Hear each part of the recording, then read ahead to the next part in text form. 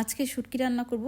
যা যা উপকরণ লাগবে সেটা আমি দেখাই দিচ্ছি। এই যে এখানে আছে শুটকি, আর টমেটো কুচি, তারপরে নিয়ে নিলাম পেঁয়াজ কুচি, রসুন আস্ত, আর হলো কাঁচামরিচ কাটা, আর হলো মশলা যা যা লাগবে হলুদ মরিচ আর লবণ, এই তিনটে, এর বেশি দিব না। আর সাথে আছে তেল। আর এখানে সবজির মধ্যে আছে এই ধোয়া, এখানে সবগুলো সবজি ধোয়া, বেগুন, আলু, আর হলো কী যেন বলে, সিম। আমার ছাদ বাগানে সিম হয়েছিল, ওই কয়টা সিম দিয়ে দিলাম, সিমগুলা। এখন আমি ফ্রাই প্যানের মধ্যে তেল দিয়ে দিলাম, তার মধ্যে দিয়ে দিলাম আমি পেঁয়াজ কুচি, এর মধ্যে দিয়ে দিব আমি শুটকিটা। এখানে মলাই শুটকি দিলে ভালো হয় বেশি, কিন্তু আমার কাছে মলাই শুটকি ছিল না, তাই আমি এখানে কাসকি শুটকি দিয়ে করছি। তা এটাও কিন্তু খেতে মজা হয়। তো এটা ভাজা হয়ে গেলে এর মধ্যে দিয়ে দেবো আমি মশলাটা দেওয়ার পরে একটু ভাজবো, ভাজার পরে এর মধ্যে আমি দিয়ে দিব পানি, একটু পানি দিয়ে মশলাটাকে আমার কষাতে হবে।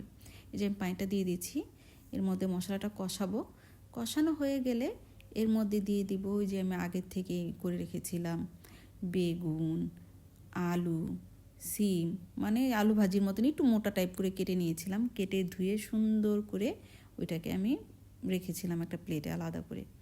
এখন ওগুলাকেই এখানে দিয়ে দিব।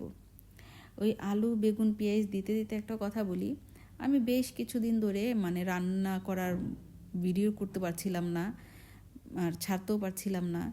আমি একটু পারিবারিকভাবে একটু সমস্যাও ছিল, এবং কেমন আমার শারীরিকভাবে একটু সমস্যা ছিল, অসুস্থ ছিলাম। এই যে বেগুন, এই যে সবজিগুলো দিয়ে দিচ্ছি, তার সাথেই কথা বলছি, যার কারণে আমি ভিডিও ছাড়তে পারিনি। এই অনেক দিন পরে আজকে একটা 3 মিনিটে একটা লং ভিডিও করলাম, যে আপনাদের সাথে শেয়ারও করি, কিছু কথাও বলি। তা আমি এখন মোটামুটি সুস্থ, মানে আমি অনেকটাই অসুস্থ হয়ে গেছি, আমি এখনও অসুস্থ আছি, আমি মেন্টালি খুব আনফিট হয়ে আছি। তারপর শারীরিকভাবে তো বিভিন্ন অসুখ আছেই আমার, মানে অনেক ধরনের অসুখ আমার। প্রতিদিন আমাকে 8টা-9টা করে ওষুধ খেতে হয়। আমার জন্য দোয়া করবেন, আমি যেন তাড়াতাড়ি সুস্থ হতে পারি, এই সমস্যাগুলো যেন আমি কাটায় উঠতে পারি।